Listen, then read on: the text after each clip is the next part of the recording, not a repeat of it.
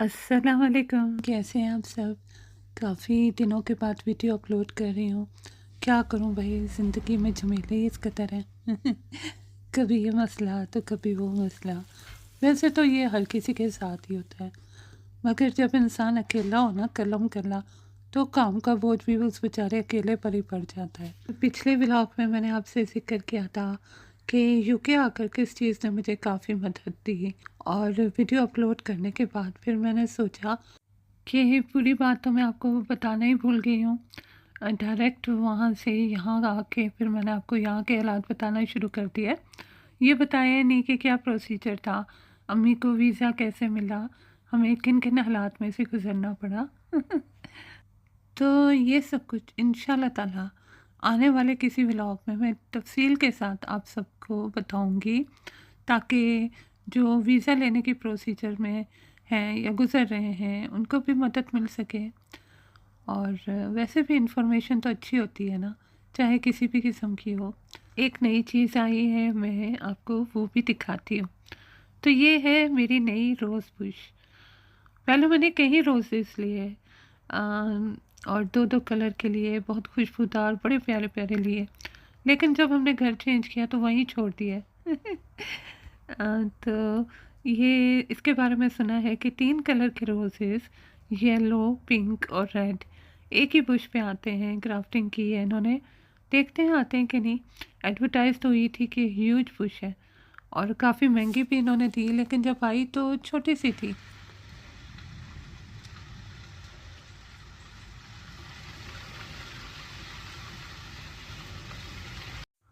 मुझे बारिश का शोर सुनना बेहद अच्छा लगता है। बारिश भी बेहद अच्छी लगती है, और हर मौसम ही अच्छा लगता है बेसिकली, क्योंकि हर मौसम की, हर चीज़ की अपनी अपनी एक खूबसूरती होती है और चार्म होता है। बस आपके मजाज पे, मूड पे डिपेंड करता है कि आपको अच्छा लगता है कि नहीं। तो घर पे खाना वगैरह बनाना था, तो जल्दी जल्दी मैंने सोचा खाना वाना बना दूँ और बातों का सिलसिला वहीं से जोड़ूँ जहाँ पिछले व्लॉग में मैंने छोड़ा था। आप पहली दफ़ा मेरा व्लॉग देख रहे हैं या मेरा पिछला व्लॉग नहीं देखा, तो आपको कख समझ नहीं आएगा कि मैं किस बारे में बात कर रही हूँ। तो इसके लिए बराए मेहरबानी, अगर आप चाहते हैं तो मेरा पिछला व्लॉग जाके देख लीजिए। अगर नहीं देखना चाहते तो फिर इसी व्लॉग से अंदाज़ा लगाने की कोशिश कीजिए कि मैं क्या कह रही हूँ। अपने पिछले व्लॉग में मैंने ज़िक्र किया था अपनी इंग्लिश क्लास का, जो मैंने यहाँ आके ज्वाइन की थी अपनी स्पोकन इंग्लिश को इम्प्रूव करने के लिए। तो थोड़ा थोड़ा तो मैं अपने पिछले व्लॉग में आपको बता चुकी हूँ, और जो कुछ नहीं बताया था वो आज के व्लॉग में बता देती हूँ। तो जैसा कि मैंने पहले भी बताया था कि बहुत मज़े की क्लास थी, और हमारी टीचर का नाम मिस जूली था। वो बहुत ही खुश मिजाज और प्यारी नेचर की थी। आजकल की टीचर्स की तरह नहीं, आजकल तो बहुत हॉरर स्टोरीज सुनने को मिलती हैं। तो उनके बॉय कट शॉर्ट बाल थे, ब्राउन ब्राउन कलर था उनके बालों का, और वो लंबे लंबे ड्रेसेस पहनती थी। और उनकी आदत थी कि एक कान में लंबे लंबे इयरिंग्स पहना करती थी, बड़े प्यारे प्यारे डिज़ाइन के। तो क्योंकि उनकी नेचर बहुत प्यारी थी, और उनके चेहरे पे हमेशा एक प्यारी सी मासूम सी और पुरखुलूस सी मुस्कुराहट रहती थी, तो मुझे तो वो बहुत ही ज़्यादा पसंद थी। और मुझे बहुत कम लोग ज़िंदगी में पसंद आते हैं। शायद इसकी वजह ये है कि मैं लोगों को पसंद नहीं आती। भाई जो लोग चुप चुप रहते हैं, अपने में रहते हैं, अक्सर लोग उनको समझ नहीं पाते। तो क्लास में मैं ज़्यादा बातचीत नहीं करती थी, क्योंकि मैं बहुत शाय तबीयत की थी। अब भी हूँ, मगर तब बहुत ज़्यादा थी। तो नई नई यहाँ आए थे, नया नया स्कूल छोड़ा था, तो और दाखला लेने से पहले थोड़ी सी इंग्लिश को इम्प्रूव करना चाहती थी, क्योंकि कुछ समझ नहीं आता था सारे क्या कह रहे हैं। मुझे तो चाइनीज़ लगती थी इनकी स्लैंग लैंग्वेज। तो क्लास में सबसे अच्छी तो असलम थी, और हेलो हाय थी। सभी बहुत प्यारी नेचर के थे, और ये ऐसा बहुत कम होता है कि इतने परखुलूस लोग आपको एक ही क्लास में मिल जाए। तो फिर जैसा कि मैंने अपने पिछले व्लॉग में भी ज़िक्र किया था कि क्लास में एक ईरानी लड़का भी पढ़ता था और वो बहुत हमारे आगे पीछे फिरता था, हमारे मतलब क्योंकि अम्मी भी इसी क्लास में थी और वो भी इंग्लिश को इम्प्रूव कर रही थी, तो वो हमसे बात करने की कोशिश करता रहता था। उसका नाम अली था और वो लंबा सा दुबला पतला था और उसके जेट ब्लैक बाल थे। देखने में भी बहुत अच्छा सा सुलझा सोबर और हैंडसम बनता था। तो मैं क्योंकि शर्मीली सी थी तो मैं तो जवाब ही नहीं दे पाती थी, ना बात कर पाती थी। और फिर अम्मी भी साथ होती थी तो मज़ीद झिझक होती थी। मगर कुछ अरसे बाद मुझे थोड़ा थोड़ा एहसास होने लगा कि शायद वो मुझ में इंटरेस्ट लेता है। मगर इसके बावजूद मैं उससे बात नहीं करती थी, झिझकती थी। मुझे झिझक होती थी, शर्म होती थी।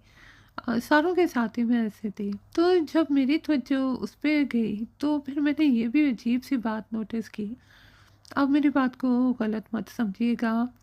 ये जो हमने बल्कि ऑब्ज़र्वेशन की और वो ये थी कि जहाँ ये खड़ा होता था तो वहाँ पे वो दूसरी पाकिस्तानी लड़की, उसका नाम शाज़िया था, वो शादीशुदा थी, उसकी एक बच्ची भी थी।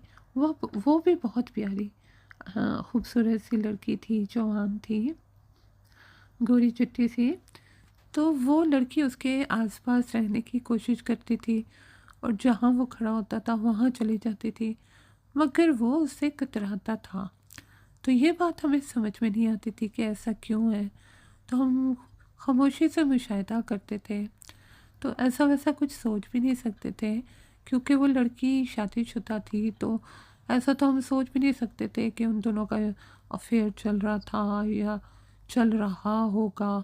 ऐसी तो सोच भी हमारे नहीं आती थी। लेकिन बाद में फिर जब हम कभी इस बारे में बात करते थे तब ज़रूर हमें शक होता था कि शायद दाल में कुछ काला था या शायद वो लड़की उसे पसंद करती थी और क्योंकि वो शादीशुदा थी तो वो उसकी हौसला अफजाई नहीं करना चाहता था, तो इसलिए वो उससे कतराता था। तो खैर हम खामोशी से नोटिस करते थे बातें। तो खैर जी, बस यूं ही वक्त गुजरता रहा और हम क्लास को एंजॉय करते रहे, रोज़ जाते थे और फिर क्लास का टाइम 1 साल का था तो वो गुजर गया। और फिर हमारी फेयरवेल पार्टी हुई एंड में। सब ने बहुत एंजॉय किया और फेयरवेल वाले दिन भी गाने लगाए, सब अपने घर से खाने लेके आए। फिर हम सब जुदा हो गए और कुछ पता न चला कि कौन किधर गया। मैं अक्सर सोचती हूँ कि न जाने वो लोग अब कहाँ होंगे, क्या कर रहे होंगे, क्या अपने मुल्क वापस चले गए थे या यहीं सेटल हो गए। ज़ाहिर है यहीं सेटल हुए होंगे यूके में, जब यहाँ आए थे तो फिर यहीं होंगे। और उस ईरानी लड़के का भी मैं सोचती हूँ कि न जाने अब कहाँ होगा, उसने शादी कर ली होगी। और अगर मैं उससे बातचीत कर लेती, बातचीत बढ़ाती और हो सकता है बात आगे बढ़ जाती, तो ये भी हो सकता है कि बात शादी तक पहुंच जाती। होने को तो कुछ भी हो सकता था ना। तो खैर ये मेरी सोच है कि अ, क्या हुआ होगा और क्या हो सकता था। तो बस ये थी उस क्लास की यादें जो मेरे लिए बहुत इम्पोर्टेंट हैं और मैंने सबसे ज़्यादा इस क्लास को एंजॉय किया था। और बहुत ही परखलूस लोग थे सारे के सारे। और मुझे अफ़सोस है कि एक भी फ़ोटो नहीं है मेरे पास उन लोगों का। जब वो क्लास ख़त्म हुई तो मेरा ख्याल था कि अब शायद कभी भी किसी से दोबारा मुलाकात नहीं होगी, लेकिन फिर मेरी मुलाकात हुई और बहुत ही गैर मुतवक्का तौर पे हुई।